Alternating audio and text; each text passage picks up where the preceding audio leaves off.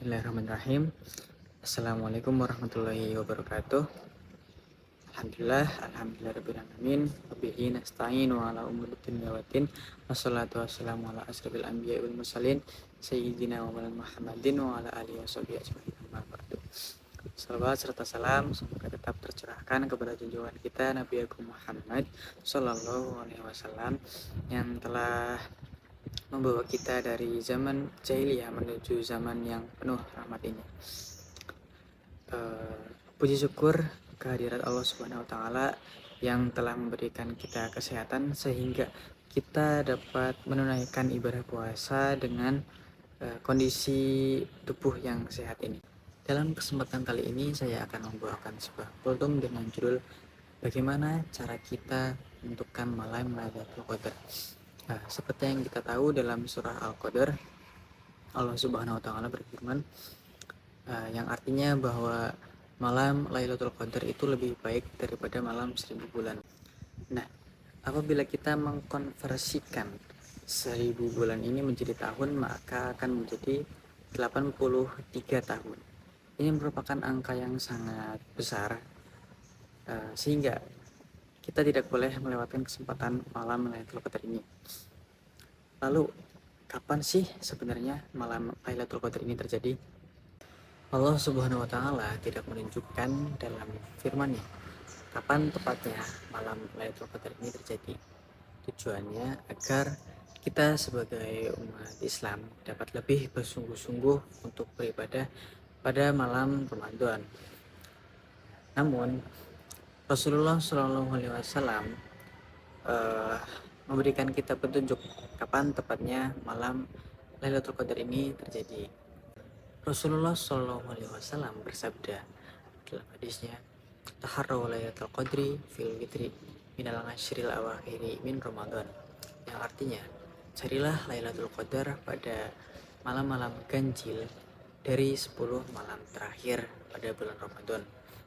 Nah, malam ganjil yang dimaksud adalah malam yang ke-21, 23, 25, 27, dan 29. Dan beberapa ulama berpendapat bahwa malam ke-27 merupakan malam yang paling besar kemungkinannya sebagai malam Lailatul Qadar. Nah, selain petunjuk tersebut, Rasulullah juga memberi kita petunjuk lain, yaitu pada malam Lailatul Qadar Rasulullah bersabda bahwa pada malam itu merupakan malam yang cerah dan bintang-bintang dapat terlihat. Pada malam itu juga cuaca tidak terlalu sejuk dan tidak terlalu panas. Dan selain itu, pada pagi harinya juga terdapat tanda lain. Beliau bersabda bahwa pada pagi harinya sinar matahari terbit tidak terlalu menyilaukan.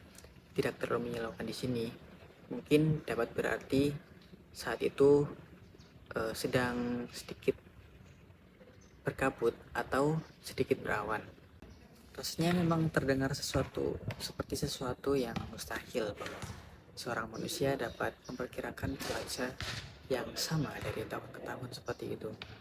Dan pada tahun lalu saya sendiri penasaran dan ingin mencari tahu kebenarannya. Dan ternyata memang benar, pada 10 terakhir malam Ramadan, tepatnya di malam ganjilnya, terdapat satu malam yang dimana malam itu tidak panas dan tidak juga dingin, cuacanya cerah, dan pada pagi harinya tidak ada sinar matahari yang menusuk mata. Jadi hadis ini seharusnya memang benar. Nah, lalu apa saja ibadah yang dianjurkan bagi kita untuk malam Lailatul Qadar ini? Pada 10 malam terakhir, tepatnya pada malam ganjil di bulan Ramadan, kita disunahkan untuk memperbanyak ibadah sholat sunnah seperti sholat tahajud dan sebagainya. Kita juga disunahkan untuk memperbanyak membaca Al-Quran, dan kalau bisa kita juga disunahkan untuk memperbanyak sedekah dan semacamnya. Lalu kita juga disunahkan untuk memperbanyak zikir, tasbih, dan istighfar. Selain itu, kita juga diharuskan untuk memperbanyak doa. Nah, Rasulullah Shallallahu Alaihi Wasallam mengajarkan Siti Aisyah radhiyallahu anha sebuah doa. Doa itu adalah Allahumma innaka afuwun tuhibbul afwa fa'fu anni. Yang artinya adalah, ya Allah, sesungguhnya Engkau adalah Maha Pemaaf dan Engkau mencintai permintaan maaf, maka maafkanlah aku. Meskipun singkat, doa ini merupakan doa yang sangat dianjurkan ketika malam Lailatul Qadar agar kita dapat terhindar dari dosa-dosa. Teman-teman semua, malam Lailatul Qadar adalah malam luar biasa dari Allah Subhanahu wa taala yang seharusnya tidak kita sia-siakan. Meskipun kita tidak dapat memastikan malam mana yang merupakan malam Lailatul Qadar, tanda-tanda yang diberikan Rasulullah SAW cukup untuk menjadi petunjuk bagi kita untuk lebih giat beribadah di 10 malam terakhir Ramadan. Mari kita manfaatkan kesempatan emas ini sebaik-baiknya untuk menghidupkan malam-malam tersebut dengan sholat, zikir, doa, dan membaca Al-Quran. Dan akan lebih baik pula apabila kita juga dapat mengajak keluarga untuk beribadah bersama pada bulan itu.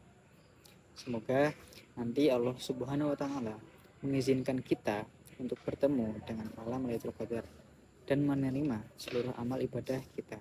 Amin ya rabbal alamin. Demikian kultum yang dapat saya sampaikan. Mohon maaf apabila terdapat kekurangan. Wassalamualaikum warahmatullahi wabarakatuh.